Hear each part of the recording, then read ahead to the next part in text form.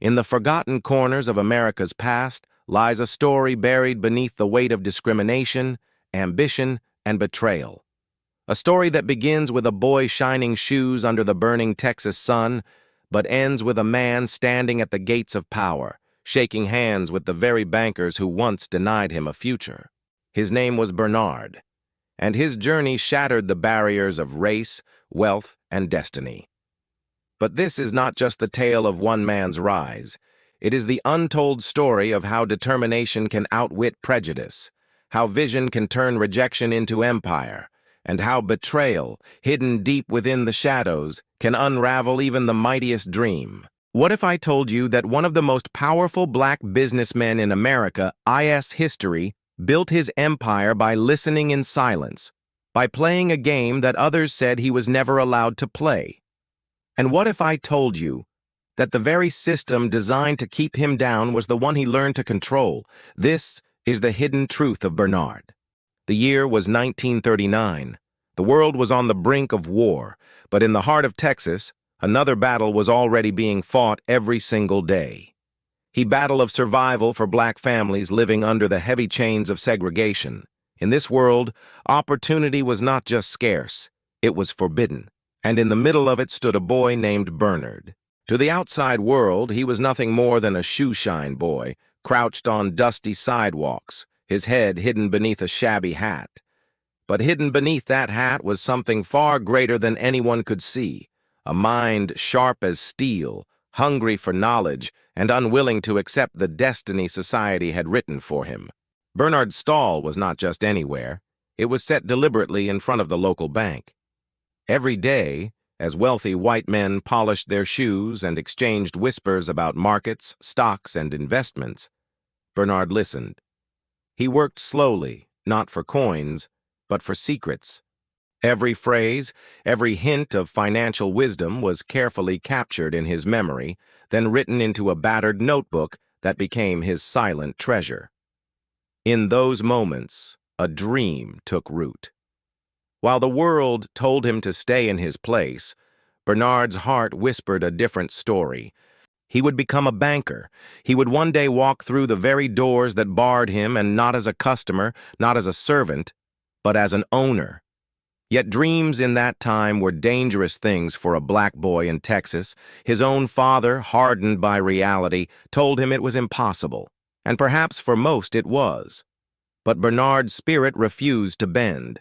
Years passed, and as Bernard grew into a man, he carried his dream like a flame that would not die. He married Eunice, built a family, and looked toward a horizon far from Texas. Los Angeles, a city where opportunity, though still scarred by prejudice, was not completely locked away. It was there, in the cramped shadows of a relative's utility room, that Bernard made a promise to his wife. They would not remain hidden in poverty.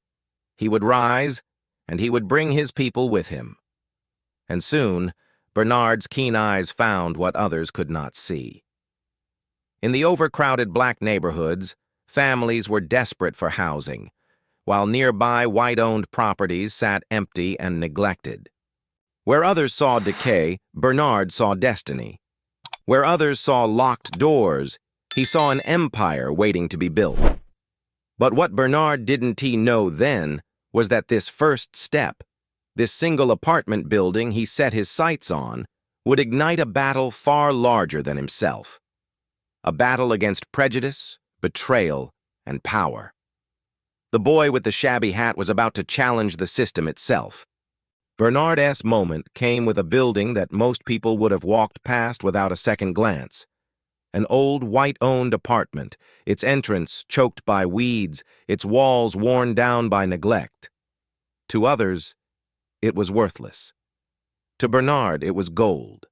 Its location, right at the border of the black community, meant one thing: every unit could be filled the moment it was restored. But Bernard didn't have the luxury of cash. What he did have was vision, strategy, and the courage to act. He approached the owner with an unusual proposition: part cash now, and the rest later, after he filled the rooms with tenants. The owner hesitated, suspicious of Bernard's boldness. As Bernard turned to leave, something caught his eye, a calendar on the wall, a gift from a local bank manager. In that instant, a daring idea sparked. Bernard went straight to the bank. He waited for hours, ignored by the secretary, dismissed because of his skin. But he refused to leave. When the manager finally appeared, Bernard pleaded his case, only to be rejected again. Most men would have walked away. Bernard did not. That night, the building's owner called, not to scold him, but to admire his determination. Against all odds, he offered to guarantee Bernard's loan himself. And just like that, Bernard held in his hands his very first bank loan. It should have been a triumph, but in America of the 1940s, no victory came without resistance. As Bernard began renovations, a white neighbor confronted him, her voice sharp, her words laced with disdain. To her, a black man could only ever be a worker, never an owner. But Bernard stood firm, producing his deed when police arrived, proving his ownership beyond doubt. The woman left, humiliated. Days later, she moved out entirely. Bernard wasted no time. He filled the unit with a black family eager for a home. The building filled quickly, and with his profits, Bernard delivered the promised payment to the former owner. Impressed, the man offered him something more, a partnership. Bernard would identify and calculate the value of properties, while the white owner would handle negotiations shielded from racial prejudice. Together, they would share the profits. It was a compromise Bernard accepted, not out of weakness, but out of strategy. He understood. Survival required playing by rules designed to exclude him until the day he could rewrite those rules. The partnership flourished. Property after property was acquired, renovated, and filled with families who had long been denied decent housing. For the first time, Bernard moved his family from a cramped apartment to a mansion. To his children, he was a hero. To his community, he was a symbol of hope. But to the city's establishment, his success was an unwelcome reminder that barriers could be broken. And then fate shifted. His white partner, the bridge between Bernard and a segregated system, died unexpectedly. His shares passed to his widow, a woman poisoned by deep racial hatred. She had no interest in partnerships, no respect for Bernard's contributions. She offered him a pittance for his shares, and when he refused, she threatened court. Bernard knew the outcome of a trial between a black man and a white woman in that era. It would not be justice. Faced with betrayal and systemic oppression, Bernard's determination only sharpened.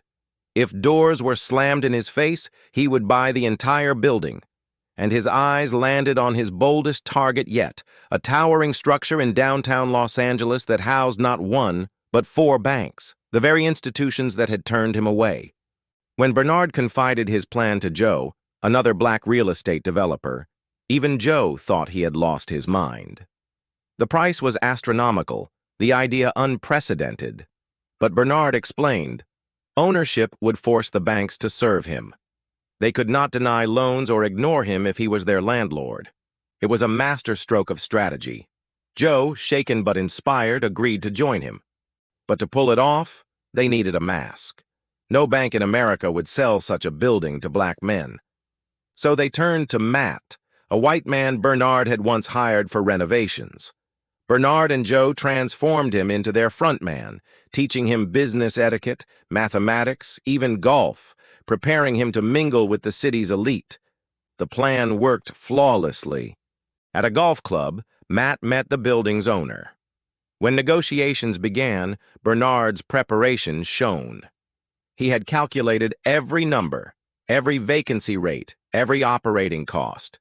Armed with this knowledge, Matt stunned the owner, countering every bluff with cold precision. In the end, Bernard bought the $2.4 million building for just $1.56 million. The impact was immediate. Suddenly, the very bankers who once dismissed him now rushed to shake his hand. The managers who turned him away were left in shock. Bernard had not just broken through the system, he had forced it to acknowledge him.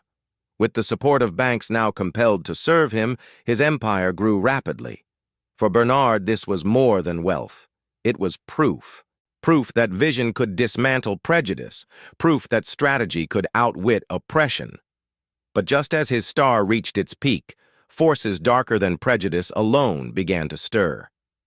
The system he had mastered was about to turn against him in ways he could never have imagined.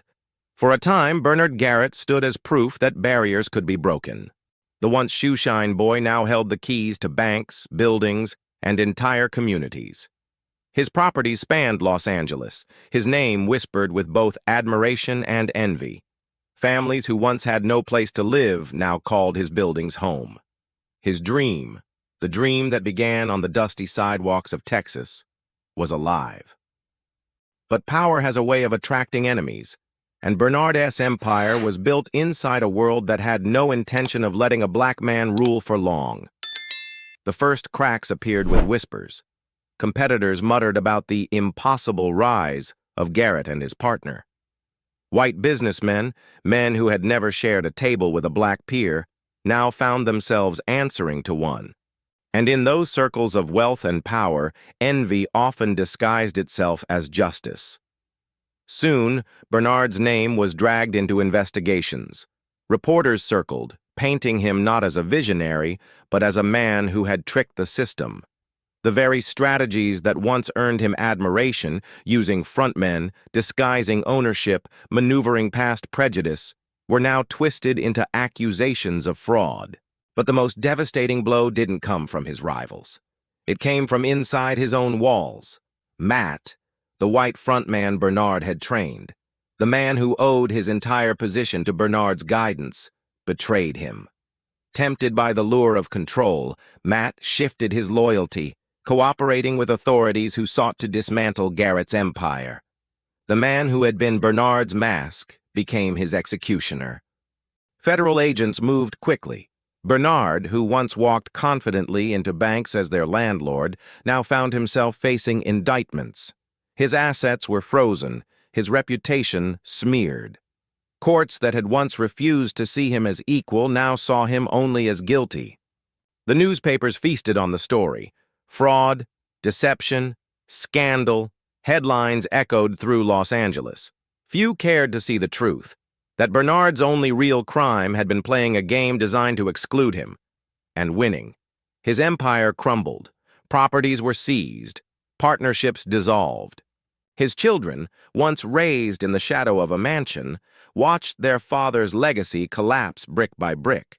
And Bernard himself, the man who had stood fearless against segregation, was forced to stand in court, accused not just of breaking laws, but of daring to rise too high.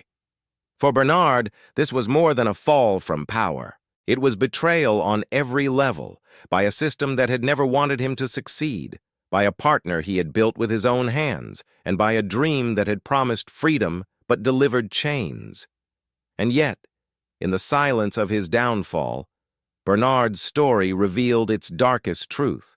His enemies could strip away his wealth, but they could not erase the fact that he had done the impossible. He had forced open doors locked for centuries. He had proved, even if only for a moment, that a black man could own the very banks that denied his people. The empire was gone. The betrayal was complete.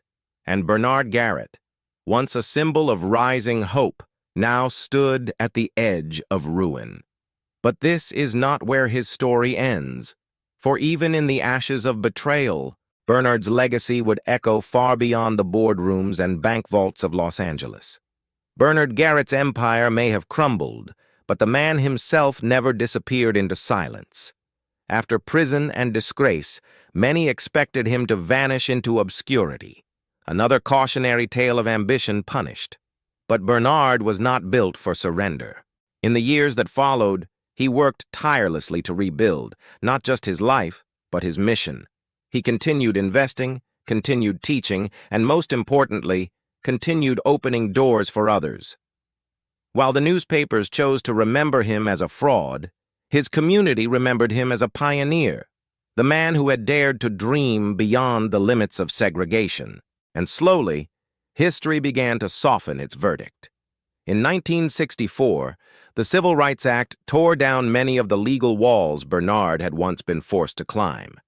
What he fought for in shadows, equal opportunity in housing, banking, and business, was now, at least on paper, the law of the land. But laws alone do not change hearts. Bernard knew that. His fight was living proof. His legacy, though scarred by betrayal, carried lessons far deeper than wealth or loss.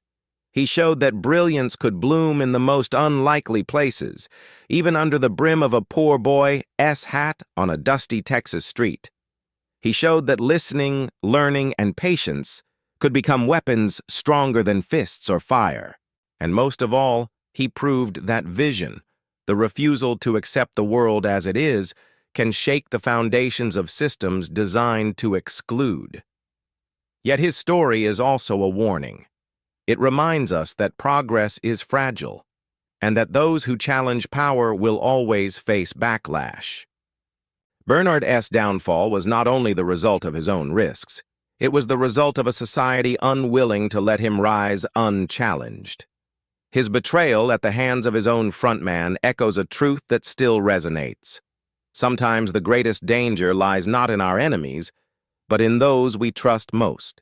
Today, Bernard's name is not carved in marble monuments, nor is it taught in most schools. But his influence ripples quietly through time. Every black entrepreneur who secures a loan, every minority family who moves into a home once denied to them, every dreamer who dares to step beyond society's expectations, whether they know it or not, walks in the footsteps of Bernard Garrett. And so we are left with a question. What do we do with this legacy?